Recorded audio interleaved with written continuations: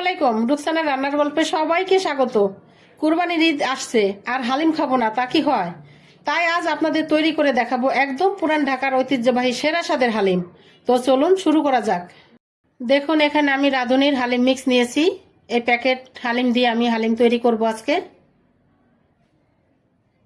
তো খুলে নিয়েছি। এখানে দুইটা মশলা থাকে, একটা শস্য আর একটা গুঁড়া মশলা। আমি আগে শস্যটা ভিজিয়ে রাখবো। একটা বাটিতে ঢেলে নিয়েছি। এখনও যারা আমার চ্যানেলে নতুন আছেন সবাই সাবস্ক্রাইব করে বেল আইকনটি বাজিয়ে রাখবেন। দেখুন পানিটা অনেক গরম, সেই পর্যায়ে নামিয়ে ভিজিয়ে রাখতে হবে।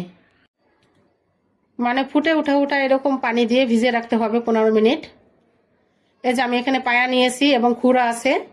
তবে গরুর পায়া দিয়ে হালিম রান্না করলে কিন্তু অনেক মজা লাগে, মাংসর থেকেও।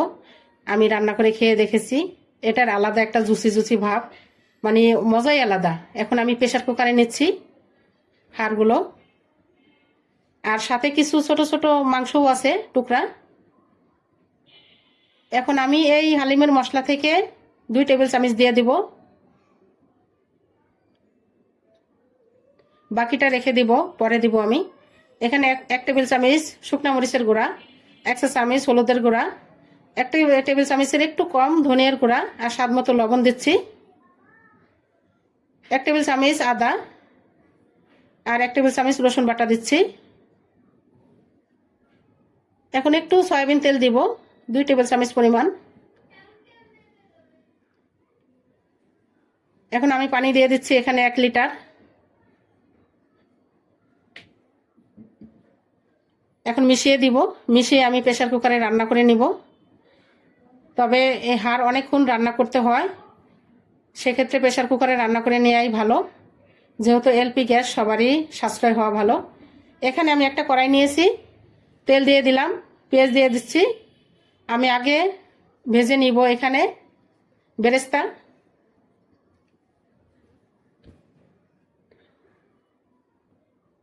দেখুন হয়ে গেছে, প্রায় হয়ে গেছে। এখন উঠিয়ে নেব, এর চেয়ে বেশি ভাজা যাবে না, তাহলে পুড়ে যাবে। আমি এখান থেকে অর্ধেক উঠিয়ে রাখবো,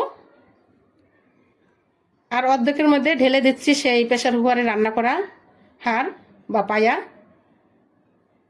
এখন নেড়ে চেড়ে দিব।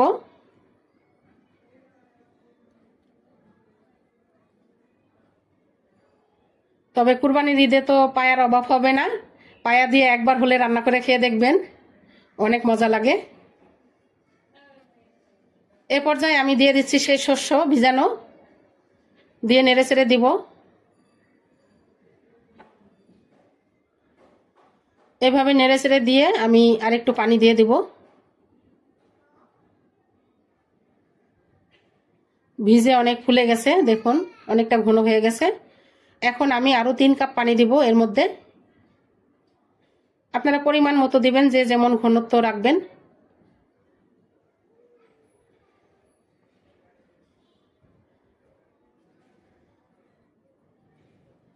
দিয়ে দিচ্ছি আমি 3 কাপ। এখন নেড়ে চেড়ে দিব, নেড়ে চেড়ে আমি কিছুক্ষণ রান্না করে নিব।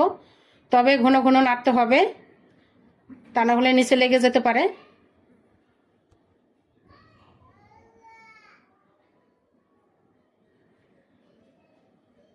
এখন নেড়ে চেড়ে আমি আবার রান্না করে নিচ্ছি ঢেকে কিছুক্ষণ। দেখুন অনেকটা ঘন হয়ে গেছে, রান্না প্রায় শেষের দিকে। ঘনত্বটা বোঝাই যাচ্ছে, যে রান্না যে হয়ে গেছে দেখেই বোঝা যাচ্ছে। এক্ষেত্রে আমি আরেকটু লবণ দিচ্ছি, আমি চেক করে দেখেছি আরেকটু লাগবে। আর বাকি সেই মশলাটা দিয়ে দিচ্ছি হালিমের, দিয়ে এখন নেড়ে চেড়ে মিশিয়ে দিব।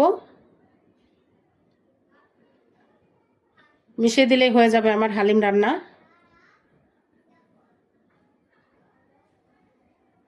তবে ঘন হয়ে ঠান্ডা হয়ে গেলে অনেকটা ঘন হবে। এই যে দেখুন হয়ে গেছে, আরো কিছুক্ষণ রান্না করে নিচ্ছি। এরপর যে আমি একটু বেরেস্তা ছিটিয়ে দিচ্ছি। আমি এখন নামিয়ে পরিবেশন করে দেখাবো। তো হয়ে গেছে আমার হালিম। এত সহজ রাঁধুনির হালিম মিক্স দিয়ে হালিম রান্না করা, খুবই সহজ, এর চেয়ে সহজ রেসিপি হয় না। এই যে দেখুন পরিবেশন করছি, কি যে একটা স্মেল আসছে নাকে, মানে মনে চাচ্ছে এখনই খেয়ে নেই আগে। এই যে দেখুন, আমার কাছে এরকম ঘনত্বই ভালো লাগে। তবে অনেকে এর চেয়ে বেশি ঘন রাখেন, আমার কাছে এরকমই ভালো লাগে তাই এরকম রেখেছি। এই যে আমি কিছু সালাদ কেটে নিয়েছি, আমি এখন পরিবেশন করব, উপর দিয়ে সাজিয়ে দেব। দেখুন কতটা আকর্ষণীয় হয়েছে। সবাই একবার হলেও ট্রাই করে দেখবেন আর আমাকে কমেন্ট করে জানাবেন আমার ভিডিওটি কেমন হলো।